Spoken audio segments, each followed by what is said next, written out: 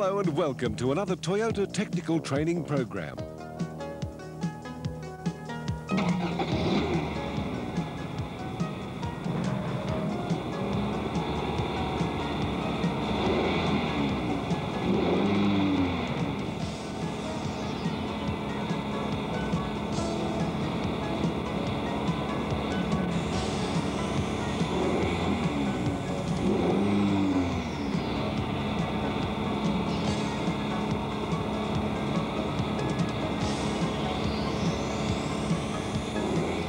There's no doubt about it, today's Toyotas simply wouldn't be the same without electricity. Just look around and you'll see electricity being put to work for added comfort, for increased convenience, for improved safety, and for superior performance. In fact, once that engine starts running, there are few systems left on the vehicle that don't rely on electricity for their operation in one way or another. That's why, of course, the biggest need in automotive service today is for skilled electrical specialists. You are being challenged like never before to build the skills needed to understand a variety of advanced electrical, electronic systems and components, to identify causes of new and more difficult to diagnose problems, and to provide competent service to correct those problems. In this program, we'll start you on your way toward building skills on the charging system, the heart of the electrical system when the engine is running. We'll take a logical, systematic approach. You'll learn about the charging system's purpose, its components and their operation, diagnosis and testing, and basic service techniques. Let's begin then by starting with the charging system's purpose. We know that when the engine is not running, the battery supplies the electrical energy needed to operate some lights and accessories. And when the engine is being started, the battery must perform its most important job, provide a large amount of current to the starter motor to crank the engine, and at the same time, provide enough power to the ignition system to start combustion. In both cases, the battery's capacity is limited. If the lights are left on overnight, there's a good chance you'd have a dead battery in the morning. And if the engine is repeatedly started and restarted, there's a good chance you'd soon run down the battery and not be able to start the engine. Once the engine has been started and is running, however, the charging system helps the battery. It changes some of the engine's mechanical energy into electrical energy to operate the vehicle's electrical systems and to charge or recharge the battery. When the engine is running, battery power energizes the charging system and engine power drives it. The charging system then generates electricity for the vehicle's electrical systems. At low speeds with the lights and, say, the rear window defogger on, some battery current may still be needed. But at high speeds, the charging system supplies all the current needed by the vehicle. Once those needs are taken care of and the battery's charge is low, the charging system then sends current into the battery to restore its charge. So let's see how the charging system does its job. We'll first look at the system's components. The charging system has four basic components that perform key functions. The first component generates the electrical energy. The second controls or limits the amount of energy generated. The third stores the generated energy, and the fourth indicates system operation. Here's a typical charging system used on Toyota vehicles. The key parts are highlighted. There's an alternator, a regulator, a battery, and an indicator device. The ignition switch controls the system electrically. A drive belt controls the system mechanically. System protection is provided by fusible links as well as fuses. On some models, the indicator device is controlled by a relay. Let's start at the ignition switch on the steering column. When this switch is in the on position, battery current energizes the alternator. The alternator is connected to the engine's crankshaft by a grooved belt and pulley arrangement. The drive belt transfers some of the engine's mechanical energy to the alternator, And through electromagnetic induction, the alternator changes this mechanical energy into electrical energy to operate the vehicle's loads and recharge the battery. The regulator limits the generated voltage and current to meet the demands of the vehicle by turning the battery current to the alternator on and off. Most Toyota alternators have a built-in IC, or integrated circuit, electronic regulator. Some Toyota alternators have a separate electromechanical regulator, usually mounted near the alternator on the left fender apron. The battery not only supplies current to energize the alternator, it also accepts generated current to restore its charge. It converts the electrical energy into chemical energy and stores it. The indicator device most commonly used on Toyotas is a simple on-off warning lamp. It is normally off, but goes on if the system fails. A voltmeter is used on current Supra and Celica models to indicate system voltage. And an ammeter was used on older Toyotas to indicate current flow. The indicator is conveniently located on the instrument panel. If a relay is used to control the indicator device, it may be a specific charge lamp relay or the main relay for the ignition or engine. Toyota repair manuals give the locations for these relays. The fusible link protecting the system from overloads is located next to the battery. It protects the circuit between the battery and alternator. The fuses protecting the ignition, charging, and engine circuits are in the main fuse panel. This panel is usually located under the dash or in a kick panel. Now that you're familiar with the charging system's components, let's talk about the operation of each. Since you're already familiar with how the battery, ignition switch, relay, fusible links, and fuses work, we'll limit our discussion to the alternator, regulator, and indicator. First, let's look at the alternator. We already know it is energized by the battery, driven by the engine, and capable of generating current for the vehicle's loads and for charging the battery. Toyota primarily uses two types of alternators. Most models have the compact high-speed alternator with a built-in IC regulator. Some models, mostly 1983 and earlier, have a conventional alternator with a separate electromechanical regulator. And another type of alternator, used on FR Corolla models with the 4AC engine, has a different type of built-in regulator. These alternators are rated by current output from 40 to 70 amps. Make sure you check your repair manuals for the correct specifications when replacing an alternator. Here's a cutaway view of Toyota's compact high-speed alternator. The important parts are the brushes, slip rings, rotor, stator, rectifier, and IC regulator.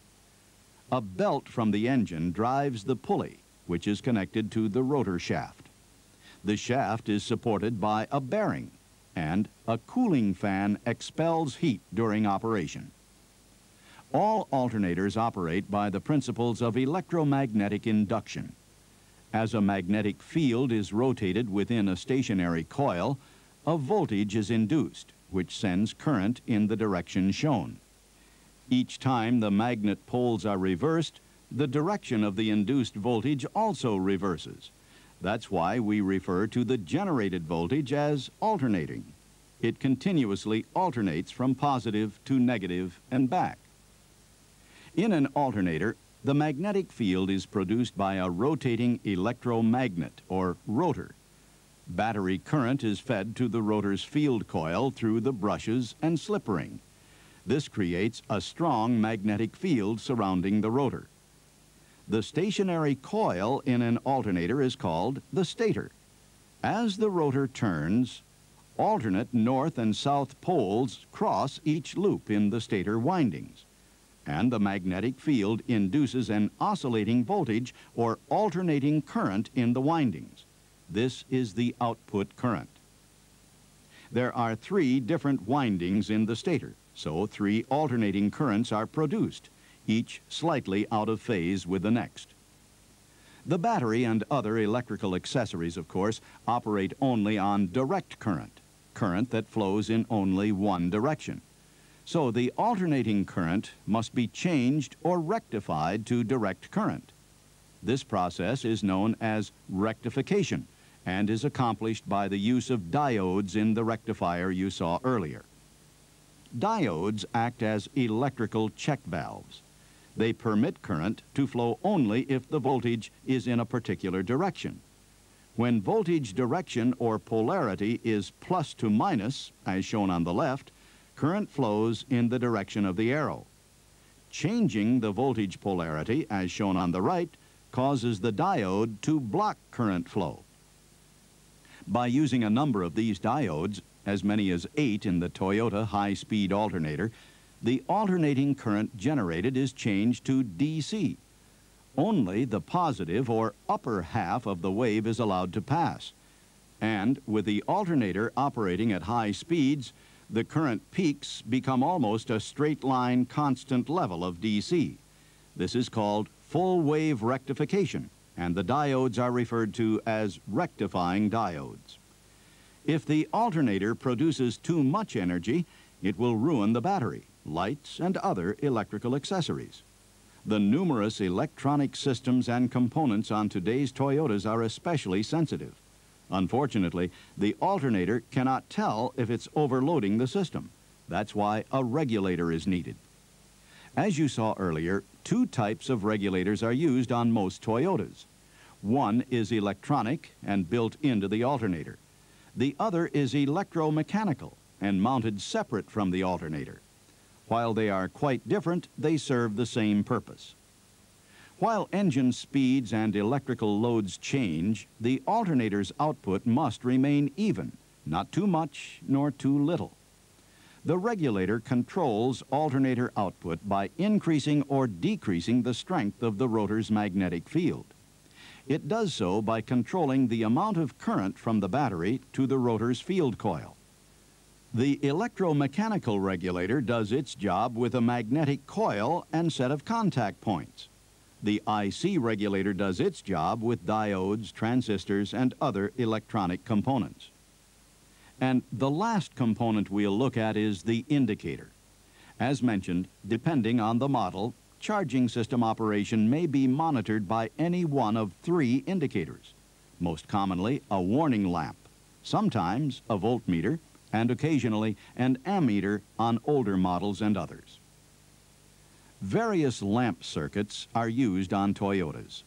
The indicator lamp may be connected between the ignition switch and the regulator, or between the switch and the alternator's stator coil. And it is usually controlled by a lamp relay, ignition relay, or engine relay. Regardless of the type of circuit, the lamp is on when the ignition is on and the engine not running for a check of the bulb and its circuit. It is also on when the engine is running and the charging system is not working. The lamp is off when the ignition is on, the engine is running, and the charging system is working properly. The voltmeter on Supra and Celica models is connected in parallel with the battery. It shows system voltage applied at the ignition switch as an indication of the charging system's performance. The ammeter on older Toyotas is connected in series with the battery and alternator regulator output terminal. It measures current flow into and out of the battery. If current flows to the alternator or to the vehicle loads, the ammeter shows discharge. When the alternator produces enough current for the vehicle loads, it shows normal or charge. An important point to remember is that even if the ammeter indicates charge, the alternator output may be too low to fully charge the battery while supplying the vehicle's loads. Before moving on, here's a look at the alternator terminals, B, I, G, S, L, and F. When the ignition switch is on, battery current is supplied to the regulator through a wire connected between the switch and terminal IG. When the alternator is charging, the charging current flows through a large wire connected between terminal B and the battery, At the same time, the regulator monitors battery voltage through terminal S and increases or decreases rotor field strength as needed. The indicator lamp circuit is connected through terminal L, and the rotor field coil is connected to terminal F, which is accessible for testing purposes through a hole in the alternator end frame. With that, you now know why the vehicle has a charging system, what its components are, and how those components work. So let's talk about problem diagnosis and testing procedures. Diagnosis and testing on the charging system involves looking at the problem symptoms and the possible causes. Then, a thorough visual inspection is your next step. And finally, testing may be in order. The various tests include those for alternator output, voltage drop in the insulated and ground circuits, and off-vehicle bench tests. Trouble in the charging system will normally be indicated by the warning lamp. It may not light at all or not go off. If the vehicle is so equipped, the ammeter or voltmeter readings may indicate a problem. Occasionally, however, slow cranking or a battery in an overcharged or an undercharged condition may be the only evidence of charging problems. And noise is sometimes the first sign of charging problems. If the warning lamp is off when the ignition is on, but the engine is not running, the cause may be a blown fuse, burned out lamp, loose wiring connections, a bad relay or regulator. If the warning lamp stays on with the engine running, the cause may be a loose or broken drive belt, a blown fuse or fusible link, or a faulty relay, regulator, or alternator. Overcharging usually shows up as excessive battery water usage, wetness on the battery top, blown fuses, and burned out bulbs. An ammeter will show continuous charge, and a voltmeter will show high voltage. If not corrected, overcharging will wash active materials off the plates, and battery life will be shortened. A faulty regulator is the most likely cause. Undercharging usually shows up as failure to crank the engine. Also, the indicator lamp may be on while the engine is running. An ammeter will show discharge, and a voltmeter will show low voltage. If not corrected, undercharging will cause hard-to-remove sulfate to form on the battery plates. A faulty regulator may again be the cause of the problem, but don't rule out excessive resistance in the charging circuit or simply a lot of stop-and-go driving. Another sign of charging problems is noise. A slipping drive belt will squeal. A rumbling noise may be caused by worn bearings or a damaged pulley. And shorted or faulty diodes may give off a whine. If you see or hear any signs of charging problems, a visual inspection should be your next step. Most of the checks are ones you're already familiar with: loose connections, low electrolyte level, low battery charge, broken wires, a loose or worn alternator drive belt. The same safety considerations you use in checking a battery apply here. Be especially careful not to cause sparks around the battery. Remove any jewelry from hands and wrists. Know what to do if you get electrolyte in your eyes, on your skin, or on the vehicle. And remember that disconnecting the battery will erase the memory on electronic components. But of course, the battery should always be disconnected before removing any electrical component. There are also some special precautions to keep in mind when working around the charging system. Keep the ignition switch turned off unless a specific testing procedure calls for it being on. Never ground the alternator B terminal. It has battery voltage present at all times, even with the engine off. Always follow specs for engine speed when grounding terminal F to bypass the regulator. High speeds may cause excess output that could damage components. And never reverse the battery cables. The reverse polarity will destroy the alternator's diodes. In a visual inspection, check the battery for proper electrolyte level and state of charge. Also, check the battery terminals and cable connections. Check the fuses and fusible links for continuity. Inspect the drive belt for cracking, fraying, or glazing. And check the belt tension using the proper Toyota-approved tension gauge. Inspect the alternator for loose or incorrect connections and for any abnormal noises. And check the warning lamp circuit. The lamp should light when the ignition is first turned on, and it should go off once the engine has started. Any problems uncovered in the visual inspection should be corrected before testing the system. This might involve replacing or tightening the drive belt, cleaning or tightening wire connections, replacing or charging a battery, or replacing a melted fusible link after identifying and correcting the problem that caused the overload. System tests then start with the alternator.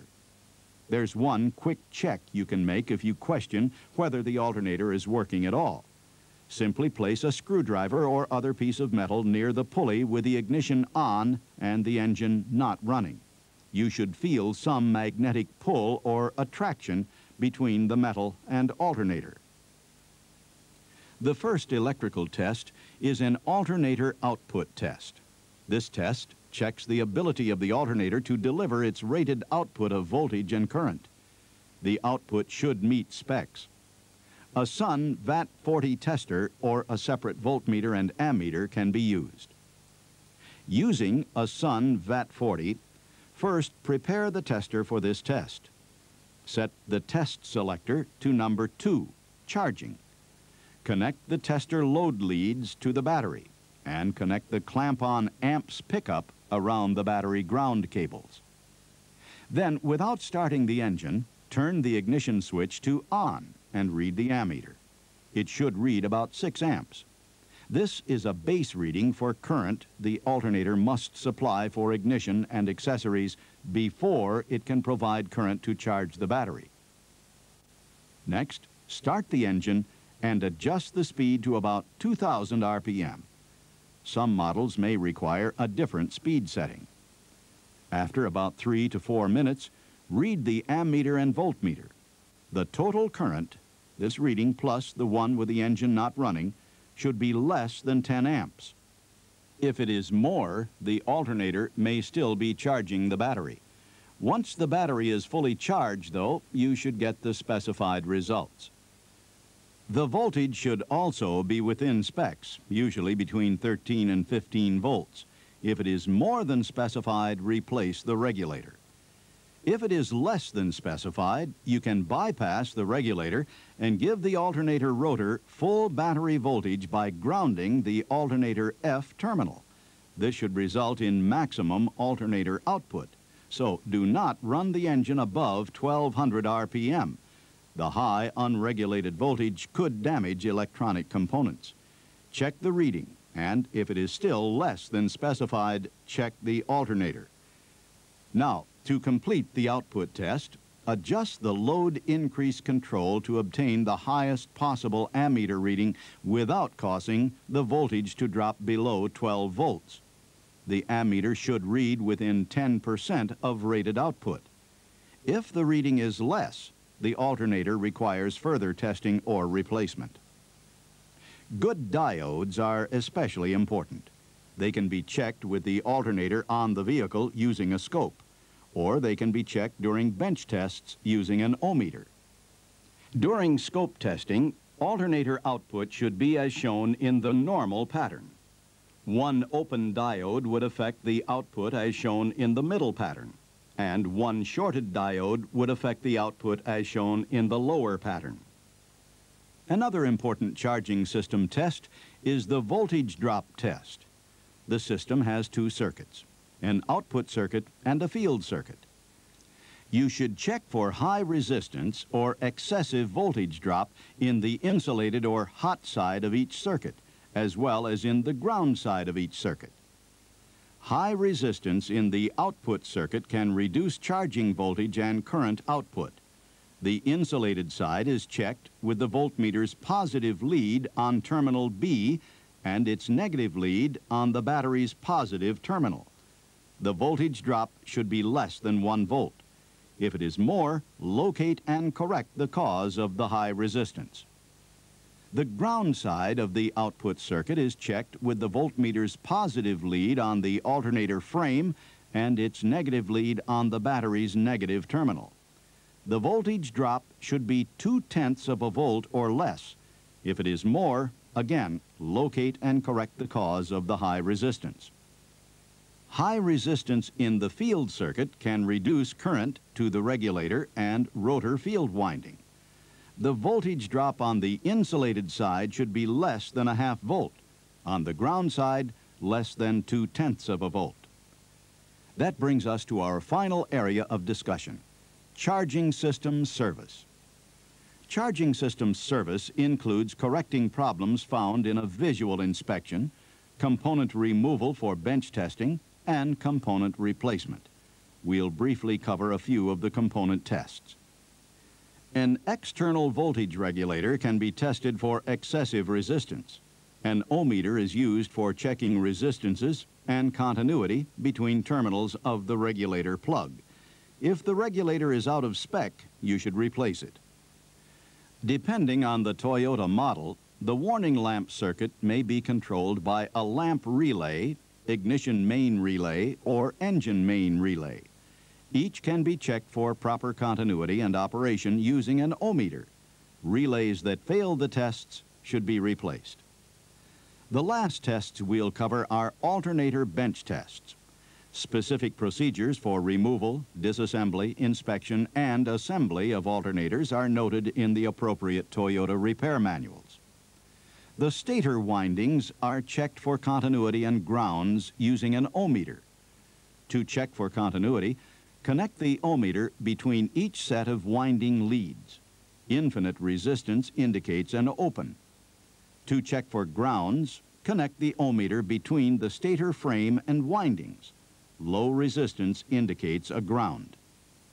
The rotor should also be checked for continuity and grounds.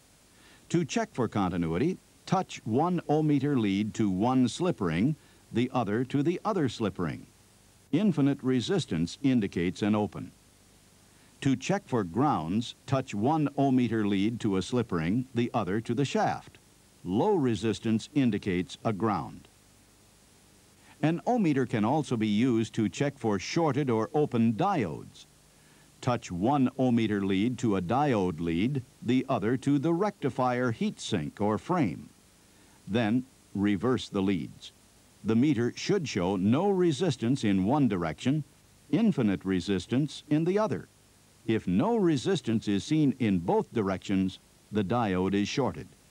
If infinite resistance is seen in both directions, the diode is open.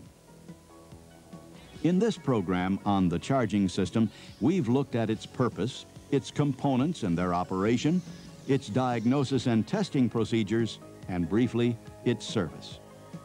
With what you've learned here and some practical on-vehicle experience, you should be able to identify charging system components and their function, conduct a visual inspection of a charging system and correct any problems found, perform alternator output tests, test for excessive voltage drop in a charging system, and with the help of your repair manuals, perform basic charging system service, including component bench testing and replacement. Just keep in mind that the charging system must be working properly to handle the growing electrical needs on Toyota vehicles. When the engine is running, it is the heart of an increasingly sophisticated electrical system that is doing more and more to provide the exceptional levels of comfort, convenience, safety, and performance that our customers now expect from Toyota. And those same customers also expect that any problems whatsoever should be fixed right the first time the problem occurs. We hope this program has provided you with a good start toward building the necessary skills to properly diagnose charging system problems and correct them.